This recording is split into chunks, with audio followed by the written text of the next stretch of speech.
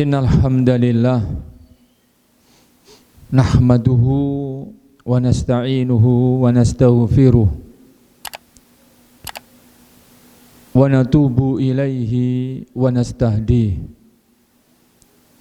wa na'udzu billahi min syururi anfusina wa min sayyiati a'malina may yahdihillahu fala mudhillalah wa may yudlil fala hadiyalah.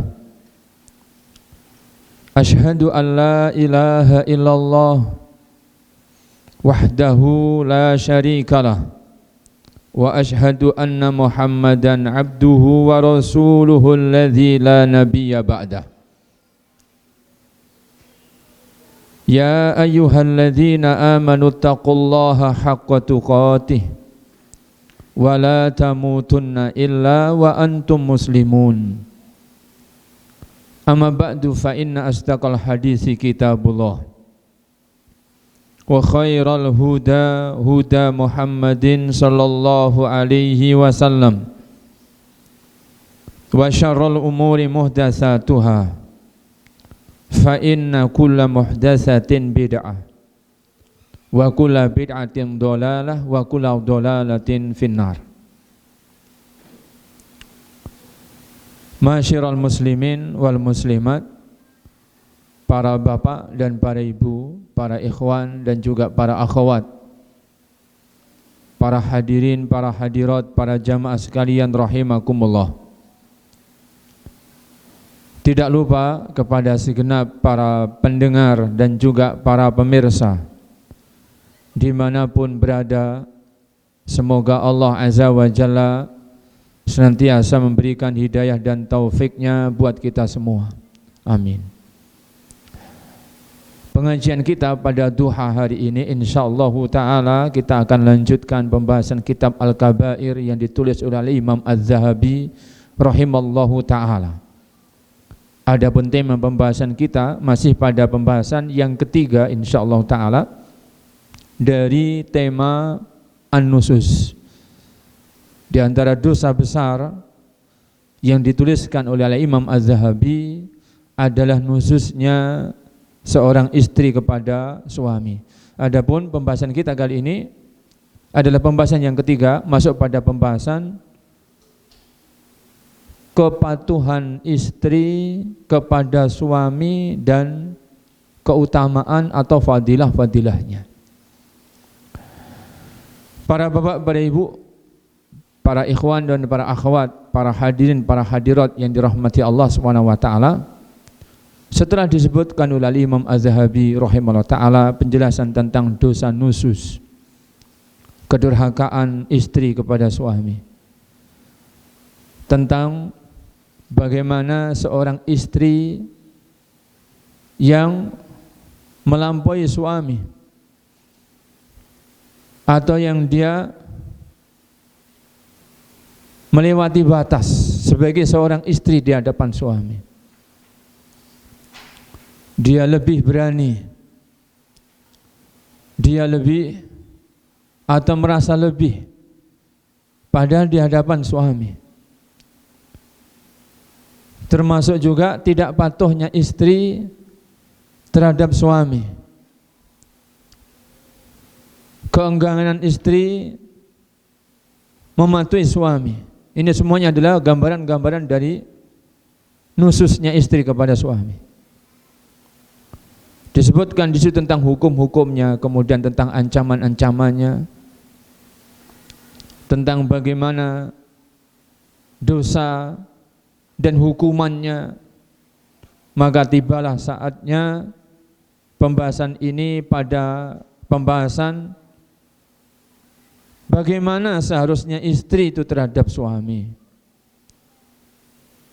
Jika istri ini tidak nusus berarti patuh. Jika istri ini tidak melampaui suami berarti dia itu senantiasa tawadhu, dia terasa merendah dan menghormati suami. Bagaimana jika istri ini dengan tidak nususnya dia senantiasa berbuat baik, menempatkan posisinya sebagai istri bagi suami dan ibu rumah tangga di rumah suaminya dan ibu-ibu bagi anak-anak suaminya. Apa fadilah-fadilahnya? Kaum muslimin yang dirahmati Allah Subhanahu wa taala, disebutkan kenapa kok harus demikian istri ini seharusnya. Kenapa kok istri itu harus tidak nusus kepada suami? Harus bersikap benar-benar hati-hati dalam memenuhi hak-haknya suami. Diingatkan oleh Al-Imam Az-Zahabi rahimahullah ta'ala perkataan Aisyah Ummul Mukminin radhiyallahu ta'ala anha yang beliau menyebutkan, ya ma'syaran nisa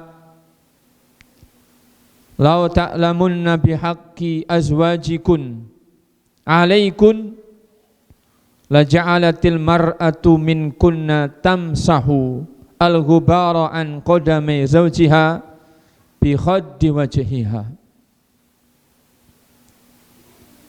Wahai sekalian para istri, sekiranya kalian itu mengetahui haknya suami-suami kalian yang menjadi tugas kalian memenuhinya, yang menjadi kewajiban kalian menunaikannya, niscaya sampai akan terjadi ada seorang istri di antara kalian yang akan mengusap debu-debu dari dua kaki suaminya dengan pipi yang ada di wajahnya. Kenapa sampai seperti itu? Aisyah Ummul Mukminin radhiyallahu anha menyebutkan, tentunya karena begitu agungnya kedudukan suami di hadapan istri, dan begitu besarnya harapan istri akan kebaikan-kebaikan yang Allah Azza wa Jalla gantungkan kebaikan itu ada pada suaminya. Yang seandainya istri tidak patuh kepada suami, seandainya istri ini tidak baik kepada suami, Allah tidak akan berikan kebaikan-kebaikan tersebut kepada istri ini. Sehingga istri harus memahami hak-haknya suami untuk ditunaikan dalam rangka menggapai kebaikan-kebaikan yang Allah Azza wa Jalla janjikan, yang Allah tidak akan berikan kepada seorang istri pun kecuali istri ini menunaikan hak-hak suaminya. Yang seandainya hak suami itu tidak bisa ditunaikan, melainkan harus dengan cara seperti yang disebutkan dalam perkataan Aisyah Ummul Mukminin, maka niscaya para istri juga akan melakukan hal yang serupa. Seandainya untuk mendapatkan kebaikan-kebaikan ini harus dengan menunaikan hak suami, di mana menunaikan hak suami tidak bisa dikatakan telah ditunaikan kecuali si istri harus melakukan apa yang disebutkan oleh Aisyah Ummul Mukminin, yaitu mengusap debu di kaki suaminya dengan pipi di wajahnya, maka dia tentu akan lakukan. Karena begitu sadarnya seorang istri akan besarnya harapan untuk diberi kebaikan oleh Allah Azza wa Jalla. Oleh karenanya Al-Imam Az-Zahabi rahimahullah ta'ala menyebutkan sabdanya Nabi SAW tentang gambaran bagaimana istri yang solihah, istri yang tidak nusus, istri yang sadar diri bahwa dirinya seorang istri di hadapan suami. Kata Nabi SAW menyebutkan dalam sabdanya, nisa'ukum min ahlil jannati, istri-istri kalian yang mereka termasuk ahlil jannati, calon penghuni surga, adalah al-wadudu, istri-istri yang potensi memiliki anak banyak. siap memiliki anak yang banyak, allati yang azat au udiyat, yang jika dia pernah menyakiti suaminya dengan ucapannya misalnya, atau dia pernah menyakiti atau mengusik hati suaminya dengan sikapnya misalnya, atau dia pernah menyakiti suaminya dengan perbuatannya misalnya, au udiyat, atau dia disakiti oleh suami, suaminya melakukan itu kepada dirinya, disakiti oleh suami dengan sikap suami, disakiti oleh suami dengan perbuatan suami, disakiti suami dengan lisannya suami, maka dia atat zaujaha, dia tidak akan berbuat, tidak akan mengambil sikap. Dia tidak pedulikan apakah dia yang bersalah karena dia mengganggu suami atau suami yang mengganggu dirinya, tetapi dia atat zaujaha, dia akan datang kepada suaminya. Dia datangi suaminya hatta tawda'a yadaha, kemudian dia letakkan tangannya fi kaffihi, di atas tangan suaminya. Fataqulu, seraya dia berkata, la azuqu ghamdan hatta tardo. Wahai suamiku, aku niscaya tidak akan bisa memejamkan mataku untuk istirahat sebelum engkau meridhoi diriku sebagai istrimu.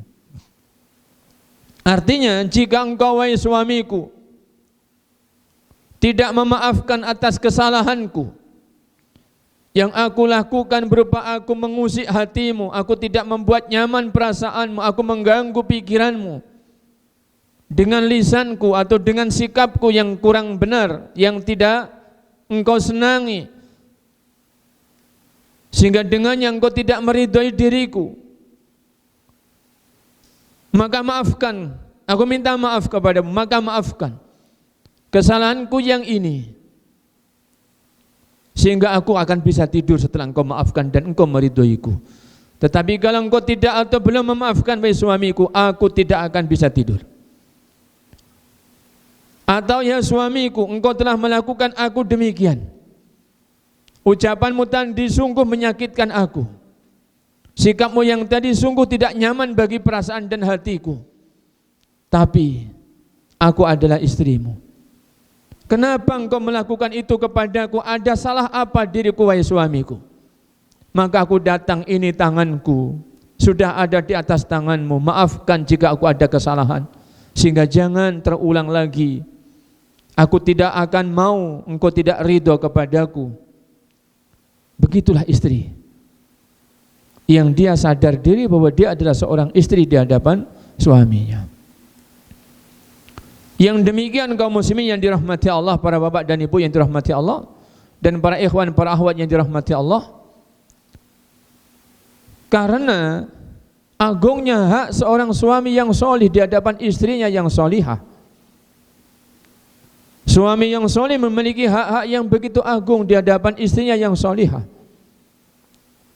Harapan seorang istri yang solihah mendapatkan kebaikan-kebaikan dari Allah, dia tidak akan pernah bisa dapatkan kecuali dia harus mencari keridhaan suaminya.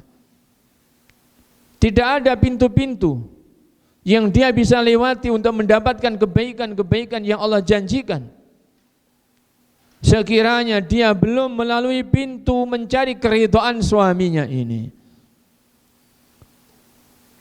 Kaum muslimin yang dirahmati Allah Subhanahu wa taala, sehingga Al-Imam Az-Zahabi rahimahullah ta'ala untuk yang selanjutnya ini menyebutkan pada pasal berikutnya apa yang seharusnya dilakukan atau diambil sikap sebagai seorang istri yang salihah terhadap suaminya. Wa yajibu 'alal mar'ati dawamul haya'i an zawjiha. Yang pertama, bahwa seorang istri hendaknya senantiasa menjaga dan menyubur makmurkan rasa malu dia di hadapan suaminya. Malu berbuat jelek di hadapan suaminya. Malu berbuat jahat, bersikap tidak baik di hadapan suaminya. Malu tidak menjaga lisannya. Malu tidak menjaga tangan dan perbuatannya. Hendaknya dia menjaga ini di hadapan suaminya. Termasuk malu jika tampak di hadapan suami yang menjadikan suami tidak meridhoinya. Malu jika berucap satu ucapan sehingga suami tidak meridhoinya.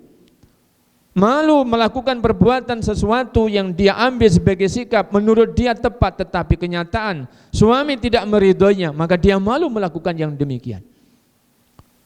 Dijaga rasa malu dan subur makmurkan rasa malu tersebut di hadapan suaminya. Dan malu itu adalah bukti di antara bukti-bukti iman. Karena malu adalah salah satu di antara cabang-cabang iman. Rasulullah bersabda tentang masalah ini, al-imanu bid'un wa sab'una syu'batan.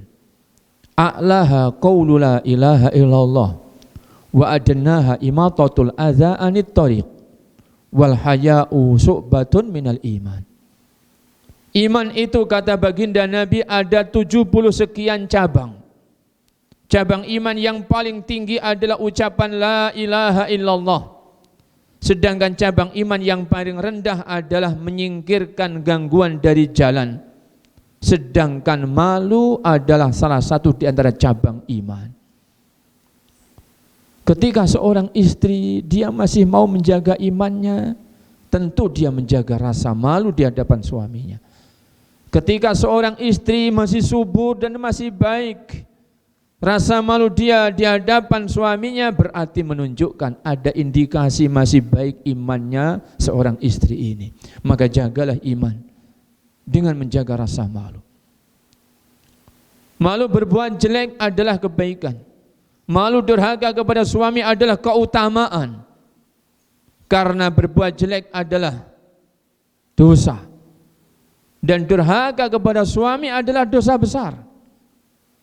Sehingga istri hendaknya menjaga rasa malu ini di hadapan suaminya. Kemudian wa ghaddu tarfiha qidamahu. Hendaknya pula istri ini menahan tatapan matanya di hadapan suami.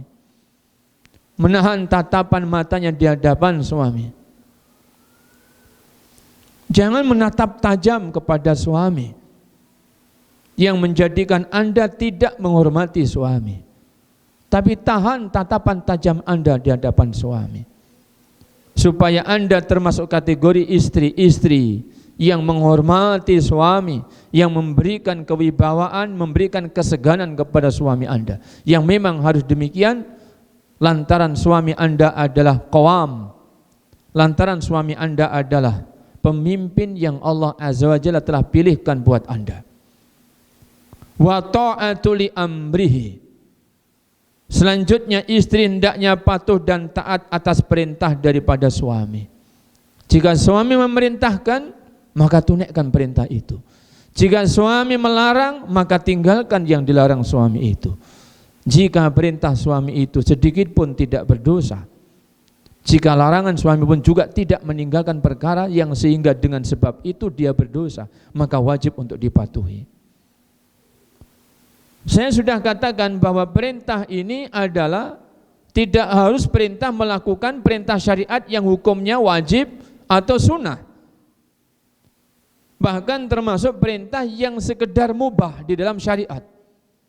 Jika yang mubah ini diperintahkan syariat, menjadi wajib bagi istri mematuhinya. Bukan lantaran yang diperintahkan sekedar mubah, kemudian istri boleh gampang-gampang tidak mematuhi dengan alasan ini kan perkara mubah, tidak. Tapi ketika perkara yang mubah ini diperintahkan oleh suami Anda, maka berubah statusnya dari yang mubah menjadi yang wajib, lantaran Anda wajib taat dan patuh kepada suami Anda. Maka hendaknya diperhatikan tentang masalah perintah daripada suami ini. Wasukutu inda kalamihi. Yang selanjutnya istri ini wajib untuk diam, mendengarkan dengan baik. Inda kalamihi, di saat suami itu bercakap, di saat suami menyebutkan kalimat-kalimatnya, maka diam, dengarkan dengan baik sehingga usai kalimat dari suami atau sehingga suami meminta Anda untuk berbicara, maka diam, dengarkan dengan seksama, dipahami satu persatu, dicermati dengan baik, supaya Anda tidak salah paham, supaya Anda tidak salah tafsir, supaya Anda tidak gagal tafsir. Apabila Anda sudah cermati dan perhatikan ucapan suami dengan Anda diam memperhatikan dengan seksama, semoga jika Anda harus bersikap setelah mendengarkan perkataan suami, Anda tidak mengambil sikap yang keliru lantaran Anda tidak memahami ucapan suami. Semoga dengan Anda perhatikan dengan baik ucapan suami Anda diam mendengarkan ucapannya, Anda tidak keliru untuk menyebutkan, Anda tidak keliru untuk berbuat. Ketika Anda tepat berucap, Anda tepat berbuat, maka Anda akan diridhoi suami. Karena berarti Anda termasuk istri yang perhatian dengan ucapan suami. Maka ini membahagiakan Anda. Dan juga Anda telah membahagiakan suami. Wal qiyamu inda qudumihi. Dan hendaknya istri ini tidak diam, tetapi dia bangkit. Inda qudumihi, di saat kedatangannya suami, hendaknya bangkit dari tempat duduknya untuk menyambut kedatangan suami di saat suami itu tiba. Jangan Anda diam di tempat dengan beralasan ada sesuatu yang Anda kerjakan. Jangan Anda diam di tempat dengan alasan Anda masih sibuk dengan pekerjaan rumah yang itu bisa Anda tinggalkan. Padahal suami Anda sedang tiba, suami Anda sedang datang, maka wajib bagi Anda untuk bangkit dan sambut kedatangan suami Anda. Yang demikian adalah termasuk adabnya seorang istri terhadap suami. Yang demikian termasuk di antara tata keramanya istri terhadap suami. Wal ibtiadu an jami'i ma yuskhituhu. Dan wajib bagi istri untuk menjauhkan dari semua perkara yang menimbulkan kemarahannya. Semua harus dijauhkan. Jangan pernah dekat, jangan pernah ada mendekat perkara-perkara yang bisa membuat suami itu marah. Baik itu apa yang ada di rumah berupa barang-barang dan harta suami, baik itu anak-anak suami, baik itu Anda sendiri sebagai istri dari suami Anda. Maka jauhkan dari perkara-perkara yang bisa membuat suami itu marah. Wal qiyamu ma'ahu inda khurujihi. Dan yang seharusnya dilakukan oleh istri adalah wal qiyamu ma'ahu, menyertai suami. Menyertai suami inda khurujihi, di saat suami hendak keluar untuk menunaikan hajat, mencari nafkah, mencari maisha dan yang semisalnya. Ikutlah Anda bangkit, jangan dibiarkan suami Anda itu keluar begitu saja sedangkan Anda tidak menghiraukan keluarnya suami Anda, tetapi bangkit dan ikutlah keluar, menghantarkan suami Anda ke pintu rumah Anda, kemudian ke depan pintu rumah Anda, sehingga Anda lepaskan suami dengan kebaikan-kebaikan yang Anda pesankan atau pesan-pesan baik yang dipesankan suami kepada Anda. Begitulah adab tata keramanya seorang istri kepada suami. Wa ardu nafsiha alaihi inda naumihi, yang wajib dilakukan istri yang berikutnya adalah wa ardu nafsiha alaihi, dan dia hendaknya sebagai seorang istri menawarkan dirinya kepada suami inda naumihi, di saat tidurnya. di saat tidurnya. Maknanya tidak peduli dengan suami yang hendak tidur. Apakah suami menghendaki, apakah tidak menghendaki, maka selalu istri harus siap, dan siap untuk menawarkan diri meskipun tidak dengan bahasa ucapan lisan, tetapi dengan bahasa-bahasa sikap dan dengan bahasa tubuh yang dilakukan, maka dilakukan.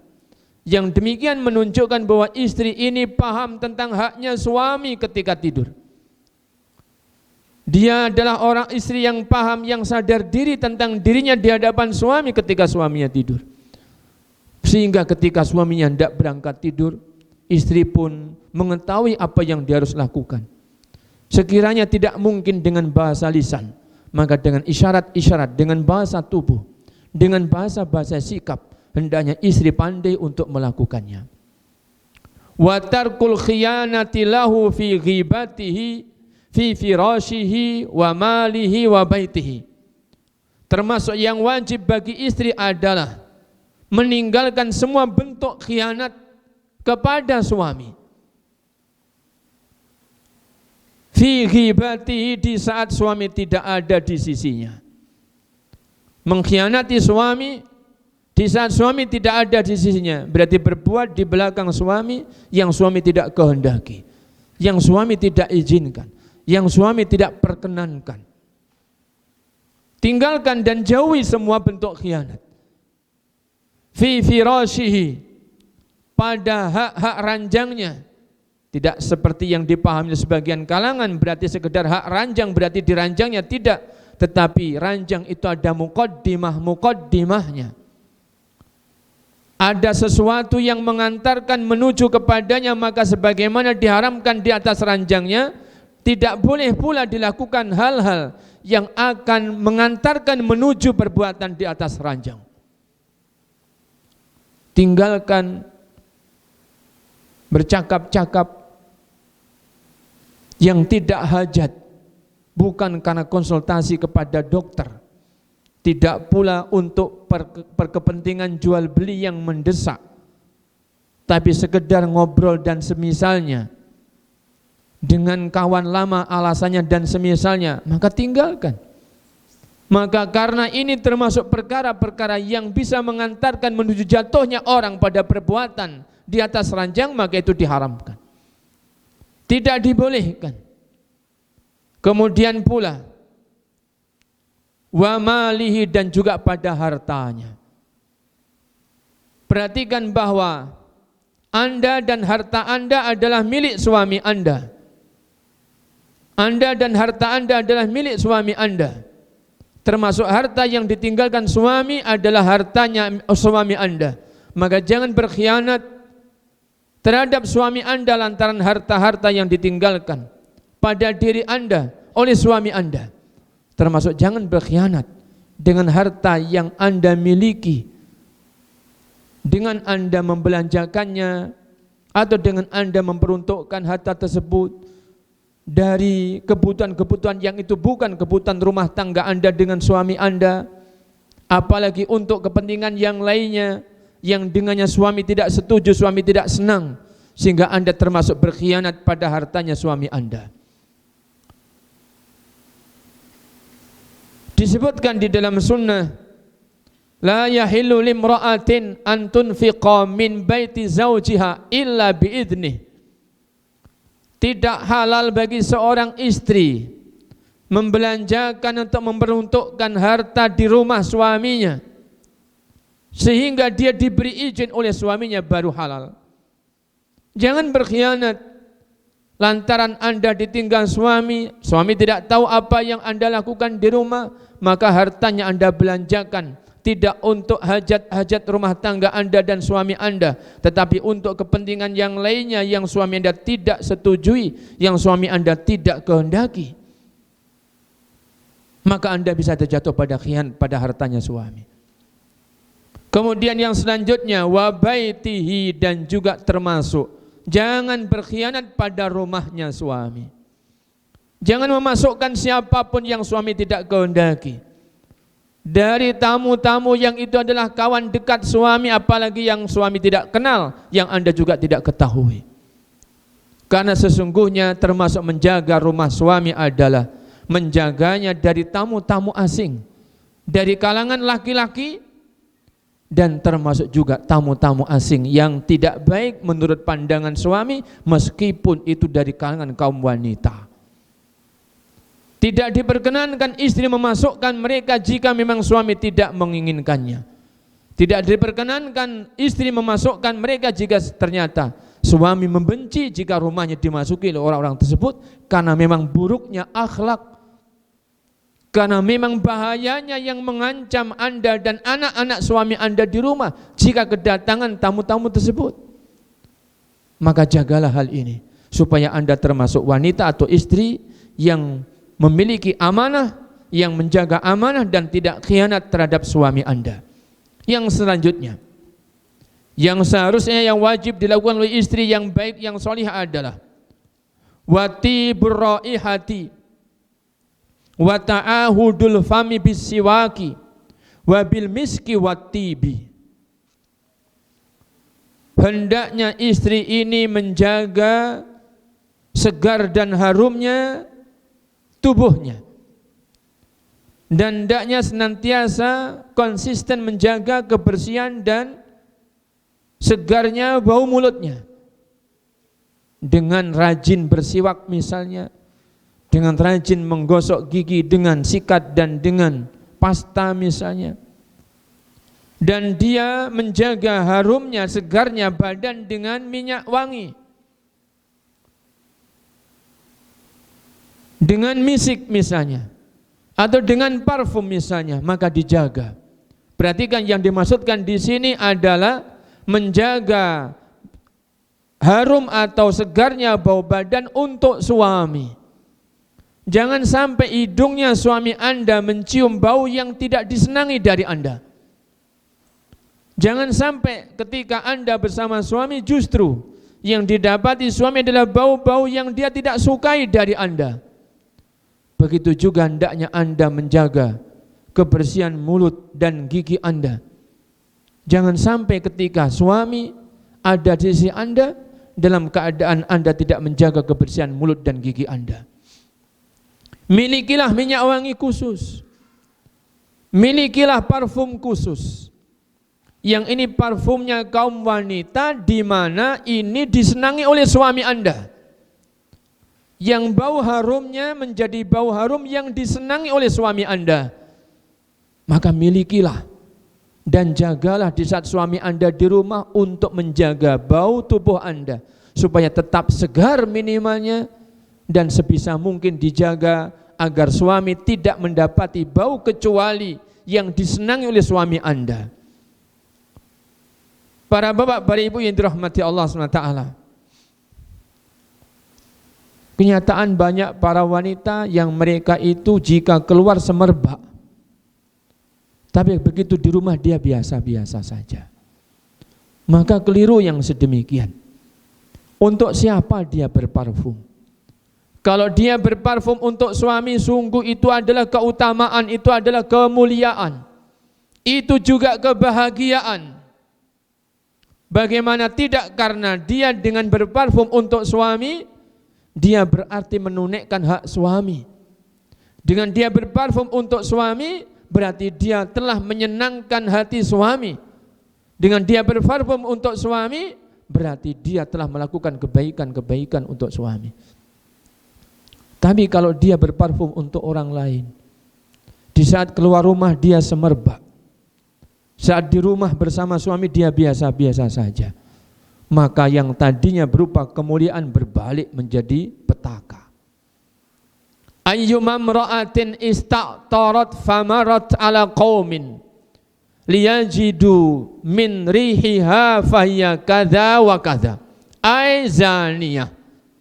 Rasulullah bersabda, seorang wanita yang manapun yang dia mengenakan parfum atau harum-haruman pada dirinya, baik parfum untuk pakaian baju yang dikenakannya atau parfum untuk badan yang dia oleskan di tubuhnya, kemudian dia sengaja keluar dengan bau harum tersebut supaya kaum yang didapati yang menjumpai dirinya di luar itu mendapatkan bau harum, dan supaya kaum itu tidak mencium bau yang tidak enak darinya,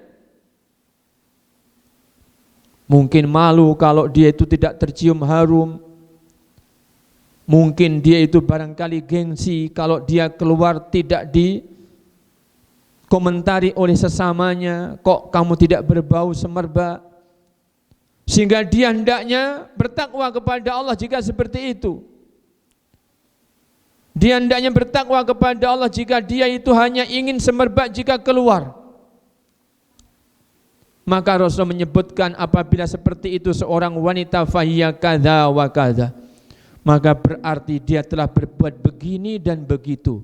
Aizaniyah maksudnya adalah dia adalah seorang wanita yang sedang melacur. Na'udzubillah. Maka harus hati-hati. Dia berparfum adalah untuk kesenangan diri dan suami, juga anak-anak suami. Maka lakukan itu dalam proporsi yang benar, dalam koridor yang tepat, sehingga kebaikan ini tetap menjadi kebaikan dan tidak berubah menjadi petaka. Yang selanjutnya yang wajib dilakukan oleh seorang istri yang salihah supaya tidak nusus kepada suaminya adalah wadawamu zinati bihadratihi. Hendaknya istri ini senantiasa menjaga zina, merias diri atau berhias diri bihadratihi, di saat suami ada di rumah atau di saat suami ada di sisinya. Jangan sampai suami Anda melihat pada Anda penampakan yang suami tidak senang, yang menjadikan mata suami tidak senang melihat Anda. Karena itu berarti bukan ciri dari sifat-sifat istri yang salihah. Karena sifat dan ciri dari istri yang salihah allati saratka idza nadarta ilaiha, yaitu istri yang jika engkau memandangnya wahai para suami, maka istrimu menyenangkan pandangan matamu. Maka jagalah berhias, jagalah menata kebersihan dan merapikan tubuh, termasuk pakaian yang Anda kenakan di saat ada suami, atau di saat suami ada di rumah, dan di saat Anda ada di sisi suami. Itu yang seharusnya dilakukan oleh istri agar dia tidak nusus dan agar dia menjadi istri yang salihah. Wa tarkuha al-ghibata. Yang selanjutnya yang wajib dilakukan oleh istri di saat dia ingin menjadi istri yang tidak nusus adalah dia menjauhi ghibah. Dia menjauhi menggibah. Menggibah secara umum. Tinggalkan majlis-majlis gosip. Tinggalkan banyak komen. Dan tinggalkan pula mengomentari orang yang lain yang dibincangkan, yang dibicarakan dalam medsos atau yang semisalnya. Karena sesungguhnya yang demikian adalah termasuk perkara minimalnya sia-sia dan bisa menjadi berdosa dengan sebab menggibah dan yang semisalnya. Apalagi Anda menggibah suami Anda. Suami Anda adalah lebih utama untuk Anda dahulukan, untuk Anda jaga kehormatannya, untuk Anda jaga rahasianya, melebihi penjagaan Anda terhadap kakak kandung Anda maupun adik kandung Anda. Termasuk juga melebihi kehormatan orang tua Anda. Karena sesungguhnya Anda adalah istri bagi suami Anda. Ketika Anda tidak mau menggibah orang tua Anda karena takut jatuh pada durhaka kepada kedua orang tua, maka hendaknya Anda takwa kepada Allah, takut menggibah laki-laki yang itu adalah suami Anda. Bukankah Allah Azza wa Jalla melimpahkan hak sepenuhnya kepada laki-laki yang sekarang menjadi suami Anda? Setelah Anda diambil dari orang tua Anda dengan akdun nikah, dengan adanya akad pernikahan yang disebut dengan misaqan ghalidha, Maka hendaknya Anda perhatikan yang demikian. Ketika Anda menggibah suami Anda menggibah suami Anda dengan orang tua Anda, sekiranya suami Anda tahu bahwa Anda membicarakannya kepada kedua orang tua Anda, suami Anda tidak senang, maka Anda jatuh pada perbuatan dosa besar menggibah. Jika Anda menyebut-nyebut suami Anda kepada saudara Anda, kakak Anda, atau kepada adik Anda, saudara-saudari Anda, sesuatu yang suami Anda tidak senang, kalau itu disebutkan, maka Anda jatuh pada perbuatan menggibah, dan itu dosa besar. Maka hendaknya Anda takut kepada Allah. Anda hendaknya takut kepada Allah, supaya Anda benar-benar diberi kemuliaan oleh Allah SWT. Sedangkan menggibah orang lain saja Anda tidak diperkenankan, padahal itu orang lain yang tidak ada hubungannya dengan rahasia rumah tangga Anda. Bagaimana Anda itu dengan teganya menggibah suami, yang berarti Anda membuka aib, membuka rahasia yang telah Anda pikul amanahnya untuk menjaganya. Maka hendaknya bertakwa kepada Allah Subhanahu wa ta'ala. Tinggalkan menggibah. Mungkin tidak disangka oleh sebagian istri bahwa yang demikian adalah menggibah dan berdosa. Ini tidak dibenarkan. Seharusnya sebelum berbuat dia harus bertanya. Seharusnya sebelum dia berbuat dia harus mengkaji bahwa sekarang saya di hadapan suami, di sisi saya ada seorang suami. Bolehkah saya begini? Bolehkah saya begitu? Bolehkah saya menyebutkan begini kepada keluarga saya? Bolehkah saya menyebutkan begini kepada kerabatnya suami? Kepada kakaknya suami, kepada adiknya suami?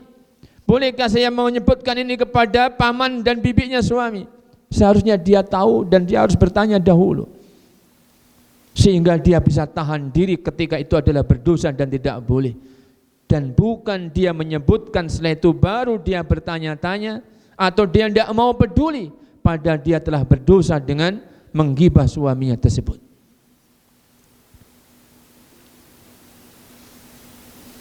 Yang selanjutnya yang wajib dilakukan oleh istri adalah wa ikramu ahlihi wa aqaribihi. Wajib bagi para istri untuk memuliakan keluarga suami. Hormati dan muliakan keluarga suami.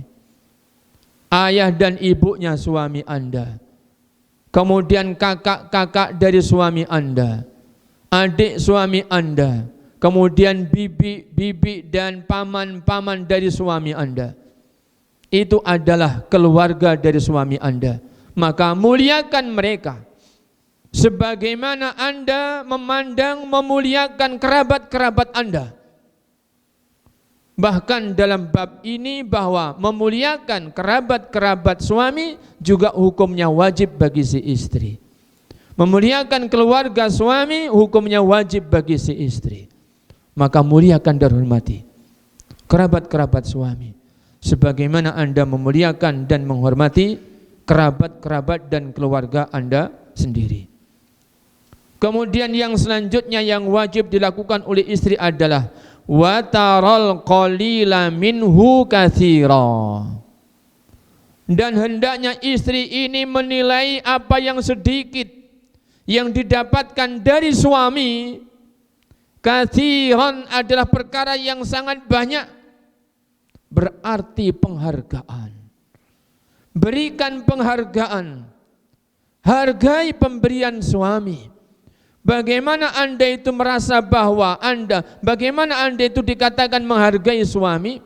Jika Anda memandang pemberian suami adalah perkara yang sangat berharga, sehingga Anda jaga, setelah Anda syukuri benar, setelah Anda bersyukur kepada Allah dan berterima kasih kepada suami, kemudian Anda harus menjaganya lantaran ini perkara yang berharga. Bagaimana tidak? Meskipun sedini, meskipun demikian, ini adalah pemberian suami saya. Begitu Anda memberikan penghargaan, dijaganya, dipeliharanya.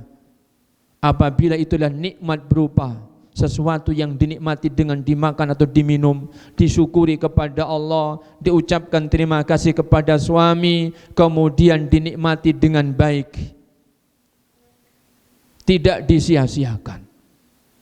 Jika itu perkara yang hendaknya dikenakan, maka begitu pun bersyukur kepada Allah, kemudian terima kasih kepada suami. Sebutkan terima kasih ini kepada apa? Terima kasih ini atas apa? Atas yang mana? Bukan sekedar terima kasih atas kebaikanmu. Kebaikan yang mana? Sebutkan. Anda mendapatkan apa? Anda telah diberi apa? Maka sebutkan. Kemudian ucapkan terima kasih setelah bersyukur kepada Allah Subhanahu wa ta'ala. Kemudian kenakan dengan sebaik-baiknya. Sebagai bentuk Anda bersyukur kepada Allah, berterima kasih kepada suami, maka Allah akan mendapati Anda itu mengenakannya, dan suami melihat Anda mengenakannya. Itulah wujud bahwa Anda bersyukur dan Anda itu berterima kasih kepada suami, karena berarti Anda benar-benar menikmati apa yang suami berikan.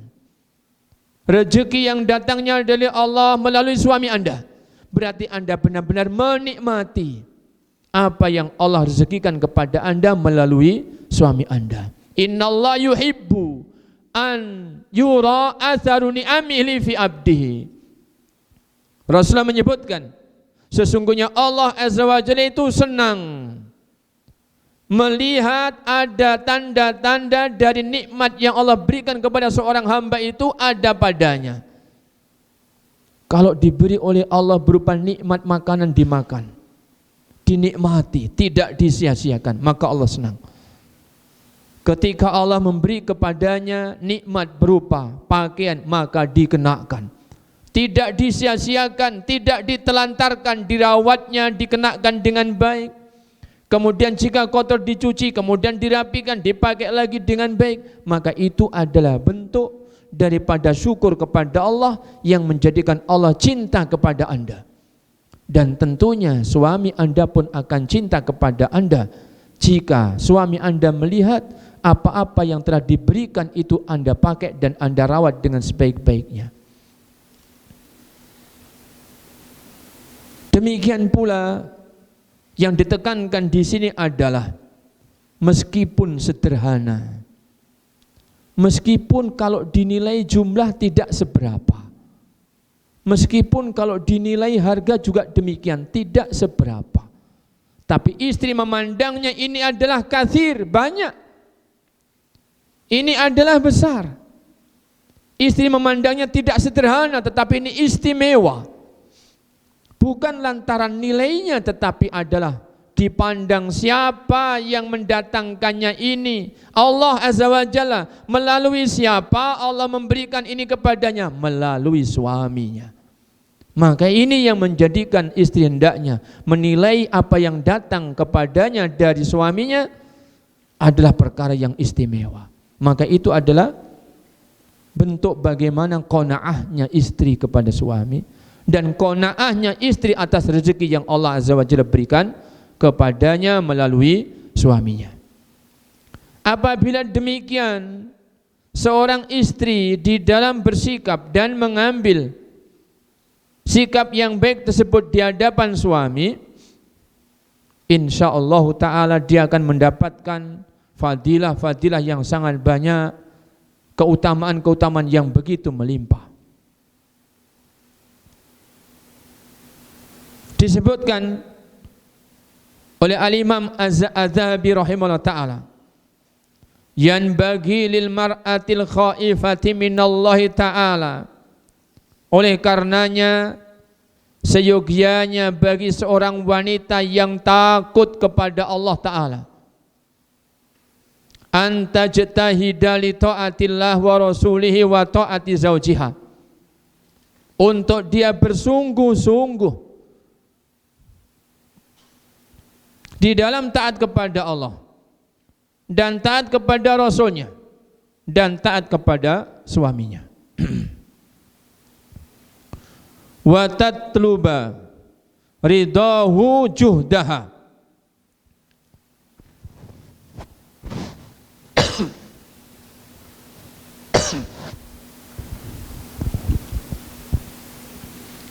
Dan hendaknya istri mencari bagaimana diridhoi oleh suami. Itu adalah upaya dia yang dia optimalkan.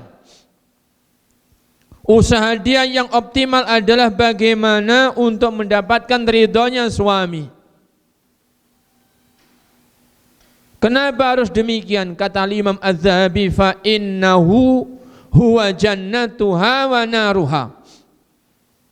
Karena sesungguhnya posisi suami di hadapan istri itu adalah dia surganya istri atau nerakanya istri. Jika istri ini di atas kepatuhan dan ketaatan kepada suami, maka diantarkan menuju surganya Allah. Tetapi selagi istri ini terpeleset dari kepatuhan, terpeleset dari ketaatan kepada suami, maka sesungguhnya suami ini hanya menyebabkan dia masuk ke dalam nerakanya Allah. Begitu posisinya suami di hadapan si istri. Liqaulin Nabi sallallahu alaihi wasallam, berdasarkan sabdanya Nabi sallallahu alaihi wasallam, ayyumam ra'atin matat wa zawjuha radin anha dakhalatil jannah. Seorang istri yang manapun yang dia mendapatkan kematian sementara suaminya meridhoinya, sementara suaminya ridho atas istri ini, dakhalatil jannah, niscaya istri ini akan masuk ke dalam surga. Para bapak, para ibu yang dirahmati Allah SWT, tentu harus ada batasan-batasannya. Bagaimana ridhonya suami yang mengantarkan istri masuk surga? Tentu ada batasan-batasannya. Di saat keridhaan suami adalah keridhaannya Allah SWT. Di saat keridhaannya suami adalah keridhaannya Allah SWT, maka niscaya istri yang diridhai suami, yang itu merupakan keridhaan Allah, istri ini akan dimasukkan ke dalam surganya Allah SWT. Wa fil hadisi aidan, dan juga disebutkan dalam satu hadis yang lain, Rasulullah bersabda, idza shallatil mar'atu khamsaha wa shamat syahraha wa ata'at ba'laha dakhalat min ay abwabil jannati sya'at. Jika seorang istri menjaga salat 5 waktunya, menjaga puasa sebulan Ramadannya, dan menjaga ketaatan atau kepatuhan kepada suaminya, niscaya kelak dia akan masuk surga dari pintu surga manapun yang dia inginkan. Masya Allah. Sebuah fadilah dan keutamaan patuh kepada suami yang luar biasa. Kita tahu surga itu banyak pintunya, dan tidak semua orang itu bisa masuk melalui semua pintu tersebut. Dan istri yang patuh, yang taat kepada Allah dengan menjaga sholat 5 waktu, kemudian menjaga puasa Ramadannya, kemudian menjaga ketaatan dan kepatuhannya kepada suami, dia bisa masuk surga dan melalui pintu-pintu mana yang dia kehendaki. Masya Allah. Fadilah dan keutamaan patuh kepada suami yang luar biasa. Para bapak, para ibu yang dirahmati Allah Subhanahu wa ta'ala. Kemudian Al-Imam Az-Zahabi rahimahullah ta'ala menyebutkan,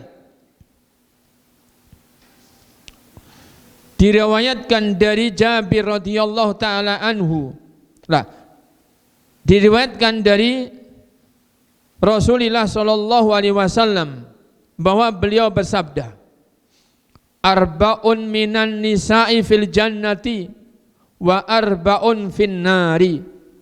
Ada 4 golongan wanita yang kelak dia menghuni surga, sebagaimana pula ada 4 golongan wanita yang kelak menghuni neraka. Ada 4 golongan yang menghuni surga, ada 4 golongan yang menghuni neraka. Siapa mereka itu? Fa ammal arba'ul lawati fil jannah.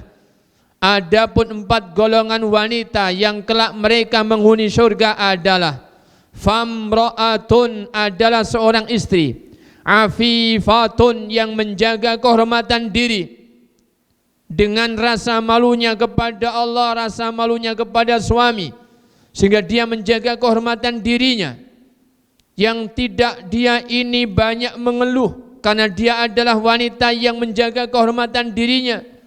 Bukan tidak punya masalah, bukan tidak punya beban. Dia punya masalah, dia juga punya beban, tetapi dia tidak banyak mengeluh.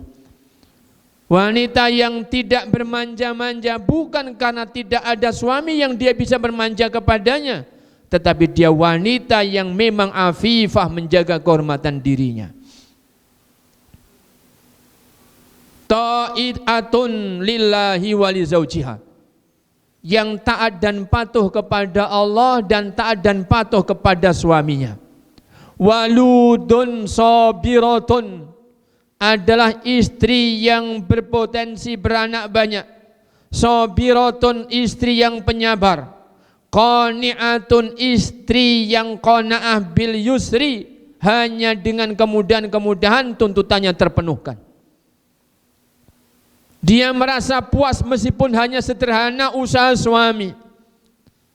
Dia merasa cukup puas meskipun hanya sedikit rupiah yang dikeluarkan suami. Qani'ah, dia adalah istri yang qanaah. Ma'a zawjiha, bersama suaminya. Dzatu hayain, istri yang memiliki rasa malu yang tinggi.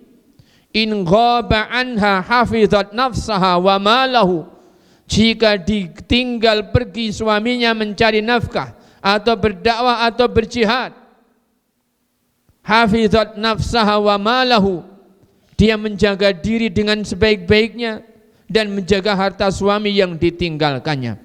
Wa in hadara, kalau suaminya hadir, amsakat lisanaha anhu, dia istri yang menjaga lisannya supaya tidak menyakiti suami dengannya.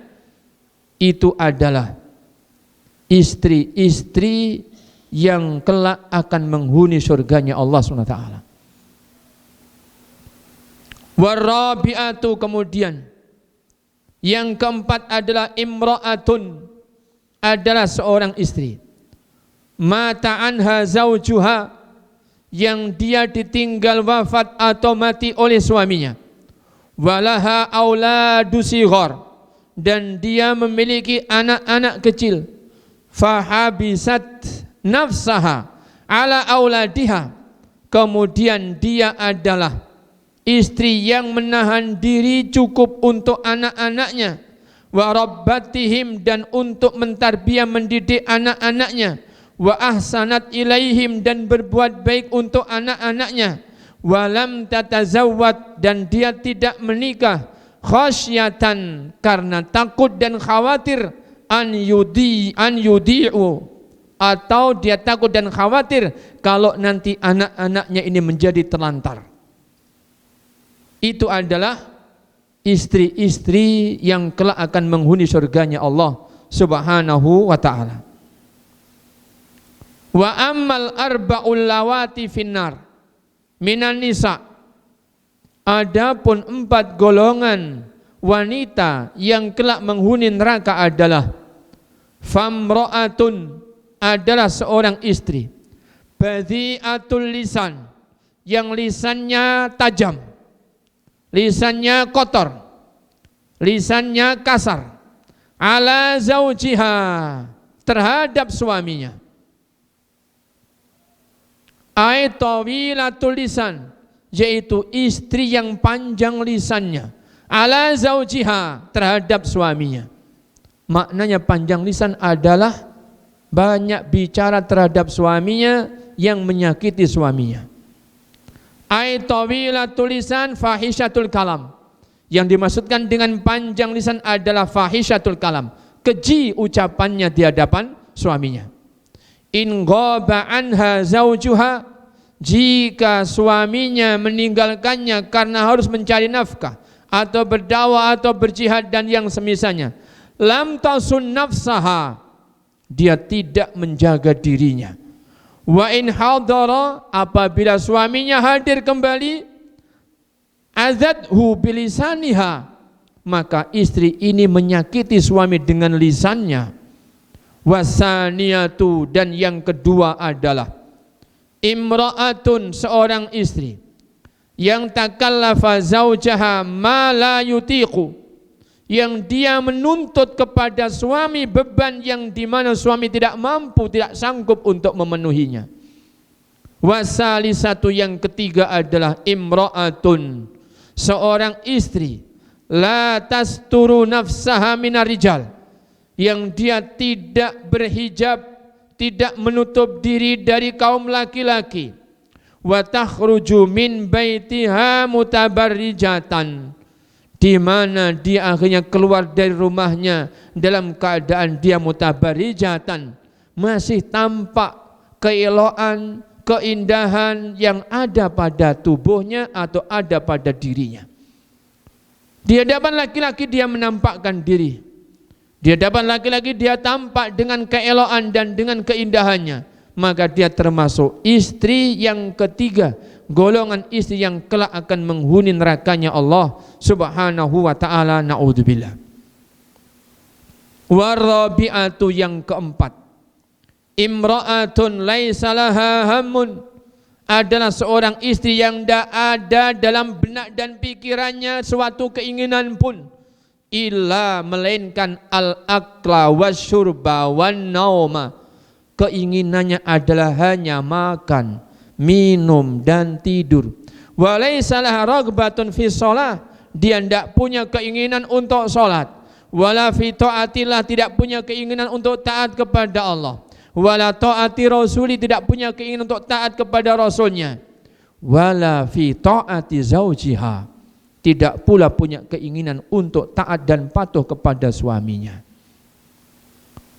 Fal mar'atu, maka seorang wanita itu, idza kanat bihadhi sifah, jika dia adalah seorang wanita yang demikian sifatnya, wa takhruju min baitiha, kemudian dia keluar dari rumah suaminya, bi ghairi idzni zaujiha, tidak seizin suaminya, kanat ma'lunatan min ahlin nar, maka sungguh dia adalah seorang wanita yang seolah-olah dia mengumumkan dirinya bahwa saya termasuk wanita ahli nar, saya adalah termasuk wanita ahli nar. Maka ketahuilah wahai kaum, illa antatuba ilallah, kecuali jika wanita itu akhirnya sadar dan mau bertaubat yang nasuh kepada Allah Subhanahu wa ta'ala.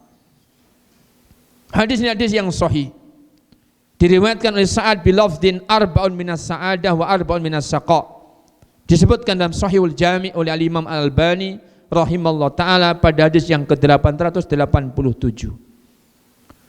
Para bapak dan para ibu, para jamaah yang dirahmati Allah Subhanahu wa ta'ala, kemudian Nabi SAW menyebutkan peringatan, kenapa kok wanita itu harus beradab, bertata krama seperti contoh yang telah disebutkan oleh Al-Imam Az-Zahabi rahimahullah ta'ala tersebut. Karena Nabi SAW telah bersabda, ittala'tu finnar fara'aitu aktsara ahlihan nisa, oleh Allah Azza wa Jalla aku diperkenankan melihat neraka, sedangkan yang aku saksikan ternyata kebanyakan penduduk neraka adalah kalangan kaum wanita.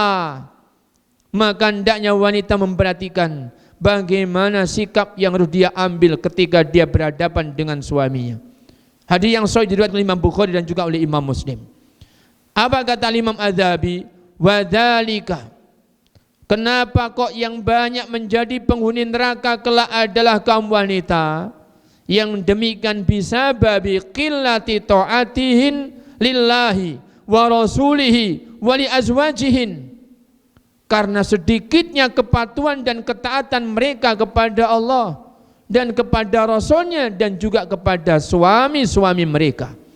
Sebaliknya, wa kathrati tabarrujihin, Sebaliknya justru mereka banyak bertabaruj. Bertabaruj itu kaum muslimin yang dirahmati Allah, ibu-ibu yang dirahmati Allah, adalah membiarkan sebagian keelokan, keindahan tubuh atau keindahan perhiasan yang dikenakan itu tampak dilihat oleh kaum. Maka itu namanya bertabaruj. Membiarkan meskipun sebagian dari keelokan tubuh atau keindahan yang dipakai pada perhiasan atau pada keindahan gaun yang dipakainya dibiarkan tampak di hadapan kaum, itu adalah tabaruj. Yang ini menandakan wajibnya wanita muslimah berjilbab, dan berjilbab adalah untuk menutup supaya tidak ada keelokan, keindahan pada tubuh maupun pada apa yang dikenakan oleh seorang wanita tampak di hadapan kaum atau di hadapan manusia. Itu maksudnya berjilbab. Para bapak, para ibu yang dirahmati Allah SWT, wa tabarruju, dan bertabaruj itu idza aradatil khuruja, jika dia ini hendak keluar, maka dia melakukan tabarruj adalah labisat, dia kenakan misalnya afkharas yab, dia kenakan misalnya pakaian atau gaun yang paling bisa untuk dibanggakan, yang paling bisa untuk diwahkan. Wa tajammalat, kemudian dia bersolek, mempercantik, memperelok diri. Wa tahassanat, dan dia pun menghias-hias supaya tampak indah apa yang dikenakannya. Wa kharajat, lantas kemudian dia keluar. Tuftinnan nas, dengannya dia memfitnah, menggoda manusia. Binafsiha, dengan tampilnya dirinya di hadapan manusia, dia akan menggoda manusia yang ada. Fa in salimat hiya binafsiha, kalau seandainya dia sendiri selamat dari fitnah itu, dia menggoda manusia, dia sendiri dia selamat dari godaan tersebut, maka lam yaslamin nasu minha, ketahuilah manusia tidak selamat dari tergoda olehnya. Itu adalah tabarruj. Walihada, dan oleh karenanya, qala an-nabiy sallallahu alaihi wasallam, Nabi sallallahu alaihi wasallam bersabda, al mar'atu auratun, fa idza kharajat min baitiha istashrafaha syaitan. Kaum wanita itu adalah aurat. Kaum wanita itu adalah aurat, berarti wanita dipandang sebagai wanita adalah secara utuhnya seorang wanita. Dari ujung rambut sampai ujung kaki itulah seorang wanita. Pakaian yang dari atas kepala sampai menutup ujung kaki itulah seorang wanita. Dan Rasul menyebutkan al-mar'atu auratun, bahwa wanita itu adalah aurat. Rasul tidak menyebutkan sebagian dari anggota tubuh wanita adalah aurat, tidak. Tetapi Rasul menyebutkan satu kesatuan, seorang wanita itu adalah aurat. Adakah seseorang disebut seorang wanita jika sekedar kaki saja? Tidak. Adakah seorang wanita disebut wanita secara sempurna jika hanya tangan saja? Maka tidak. Adakah wanita dikatakan sebagai wanita sempurna jika yang diadakan adalah kepala dan rambut saja? Maka tidak.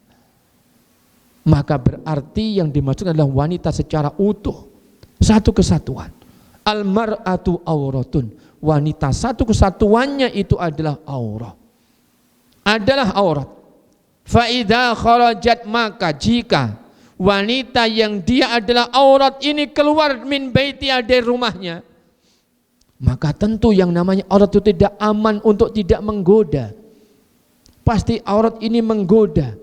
Maka karena ada potensi godaan yang keluar dari rumah, ada aurat yang dia itu keluar dari rumah, istashrafaha syaitan, maka setan pun mengintai dan untuk menjadikan aurat yang keluar ini sebagai senjata untuk menggoda kaum yang ada di luar rumah. Kata Al-Imam Al-Mubarakfuri dalam kitab Tuhfatul Ahwadhi ketika menjelaskan hadis ini, istashrafa syaitan, istashrafa itu adalah meletakkan telapak tangan di atas mata begini, diintai wanita itu, di mata-matai wanita ini untuk diketahui oleh setan ini sejelas-jelasnya fitnah, godaan yang mana yang paling menggoda pada wanita ini, untuk dibisikkan kepada wanita ini. Jika kamu begini, oh tentu kamu akan begini-begini dikatakan oleh kaummu, maka lakukanlah. Supaya dia menjadi penggoda bagi kaum laki-laki, sehingga dia enggak layak lagi berjalannya, artinya dibuat-buat jalannya. Atau dia pun melakukan perjalanan yang tidak sewajarnya yang dilewati. Kok enggak umum ini, kok wanita ini kok lewat sini? Nah, karena apa? Karena istasrafah syaitan.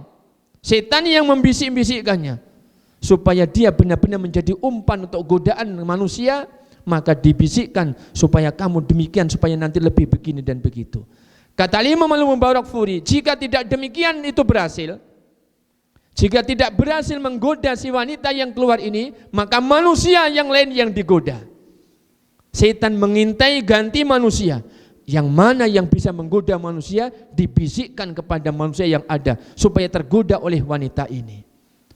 Maka betapa kerusakan dan betapa bahaya, yaitu keluarnya wanita. Padahal dalam tanda kutip besar kita katakan tidak ada di situ harus berniat menggoda. Tidak ada di situ wanita yang keluar itu berniat menggoda.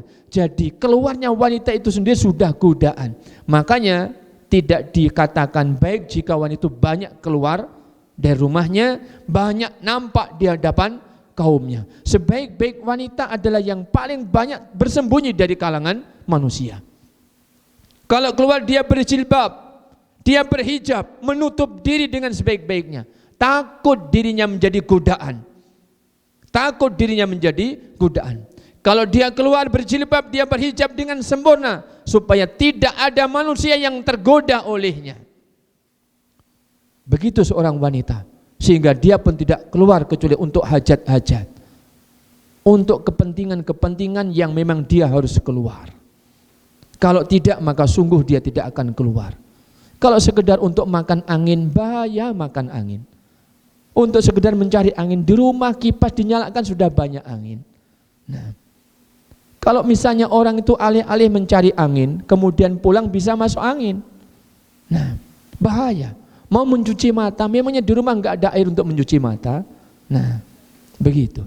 Jadi hendaknya wanita ini banyak belajar bagaimana menjaga kemuliaan dan bagaimana menjaga kebaikan. Kalau wanita itu menjaga kemuliaan diri, menjaga kehormatan diri, bukan dirinya semata yang mulia, bukan dirinya semata yang terjaga kehormatannya yang terhormat, dia akan menjaga kehormatan suaminya, dia akan memuliakan suaminya, menjaga kehormatan anak-anaknya, menjaga kehormatan suaminya dan rumah tangganya. Apabila demikian, yang terbangun masyarakat adalah masyarakat yang juga memiliki kehormatan yang terjaga dan masyarakat yang mulia lantaran para wanitanya adalah wanita-wanita yang mulia. Masya Allah.